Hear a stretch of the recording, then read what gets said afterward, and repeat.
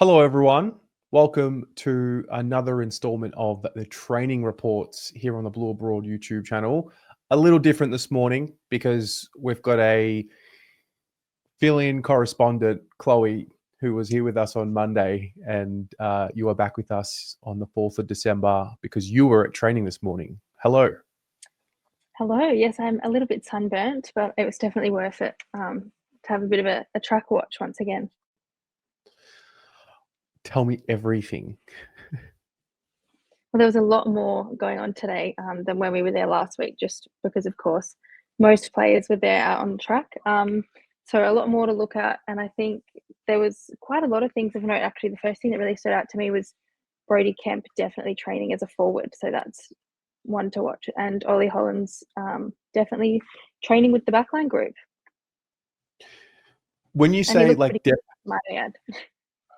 When you say definitely, what makes you say definitely? Is it because they were in those respective groups for the majority of the session? It was a bit of a lighter session, so it was a bit shorter today. But at the end of the session, they broke away into drills with what was obviously the backline, midfield, and then the forward line group in completely separate areas. So I think that was pretty good for distinguishing who was aiming to train with who. Nick Newman was with the midfield group, but asked Sam Walsh about that at the press conference, and he said obviously he doesn't know what's going on there, but he made a joke about it, saying that Cripper was going to halfback. But I think that they're just really looking for options in that regard. Wasn't expecting him to give too much away about that anyway, but yeah, it looks like they're just trying that as an option, whereas the other ones, I think that they're kind of more viable options, I would say. I'm sure you would agree.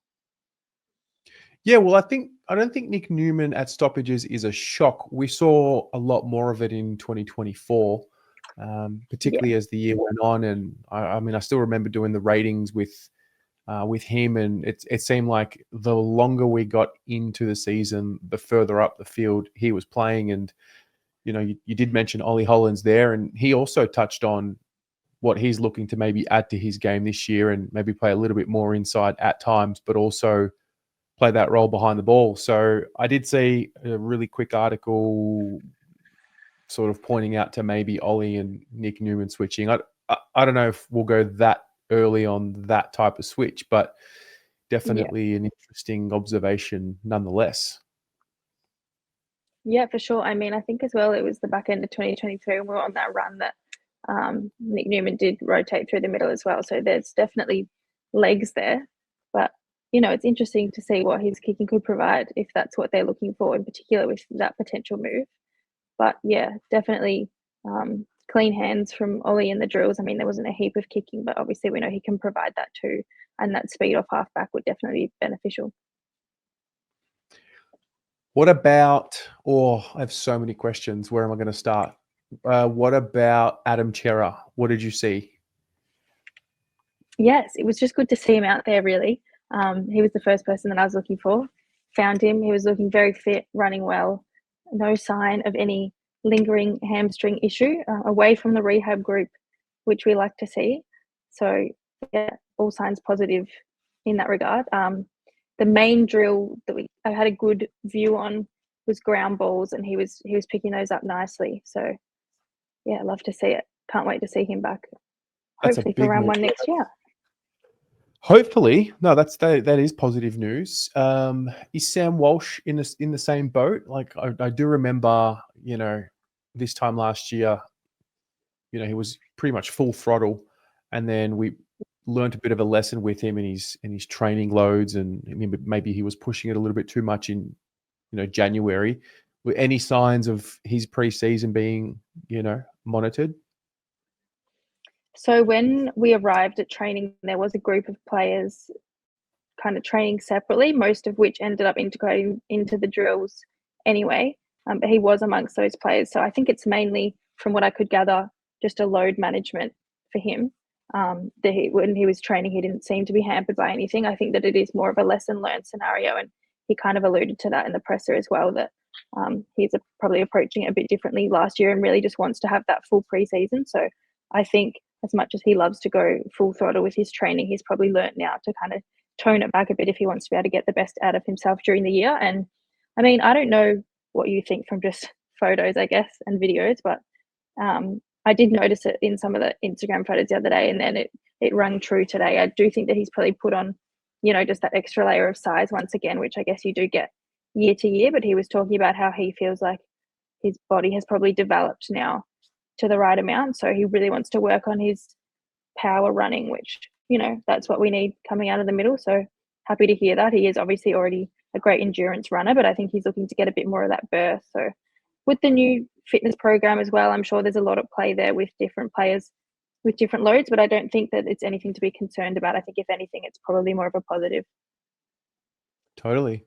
What about guys like, Charlie and Matty Cottrell and Blake Acres and Corey Durden, these types who coming off a bit of an injury towards the end of the year, and what are their pre-seasons looking like?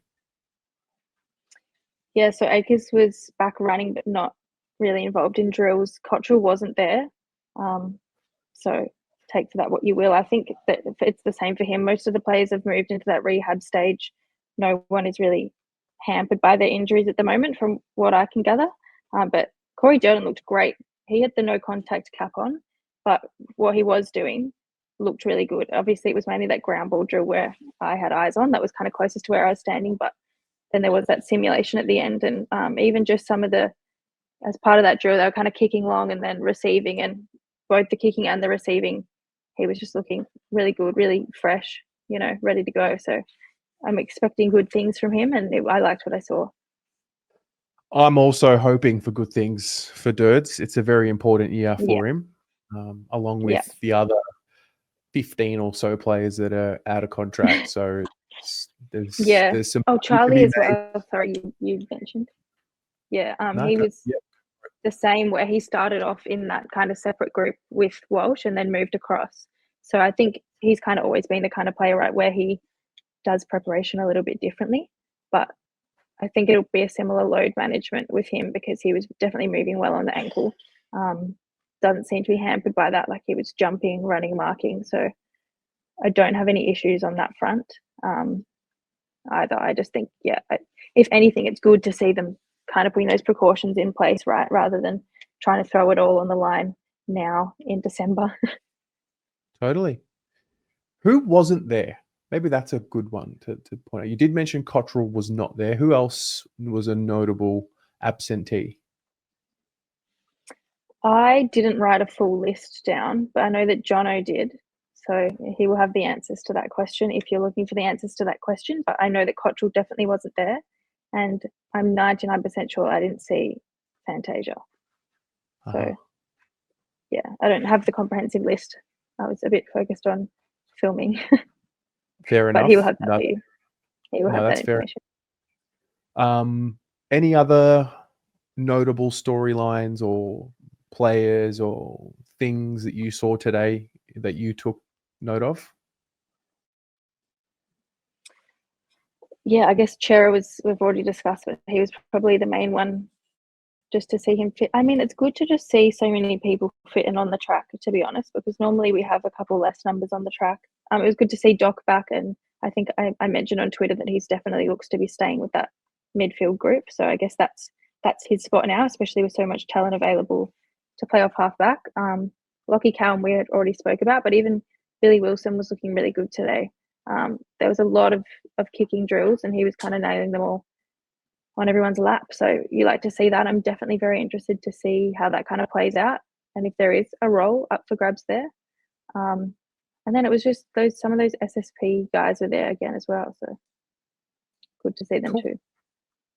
Very good. Very good. Well, hey, appreciate getting your intel. Appreciate you getting down and letting us know. We did have a few answers to some questions that we both had from Monday night around open training. We know that there's an open training session next Friday, the 13th of December. And that's, I think, the last chance for Victorian-based or Melbourne-based fans to get to an open training for the year, because they are then flying up to the Sunshine Coast for an open training session. Yeah, next Friday. I recommend getting down. Everyone can see for themselves what we've been seeing, which to me is all really positive. So I would definitely recommend everyone to try and get there if you can.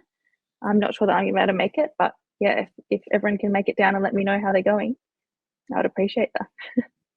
We will return the favor. We can do a little chat next week Thank you. and give you all the intel. The updates, I would love that. Yeah. Amazing. Hey, thanks so much, Chloe. We'll chat to you soon. No worries. Thanks for having me. Hey, thanks so much for tuning in. Don't forget, you can still sign up to become a Blue Abroad member. What you're going to get with this membership is, first of all, access to all the content that you already do get, but also you will receive a free entry to every giveaway that we do moving forward, a keyring with your Blue Abroad membership number engraved on the back of it, early access to videos, and also discount codes to use at the shop when we do sales in 2025. So make a choice, $10 per month or $100 per year. If you have any questions, please get in touch. See you on the other side. Go Blues.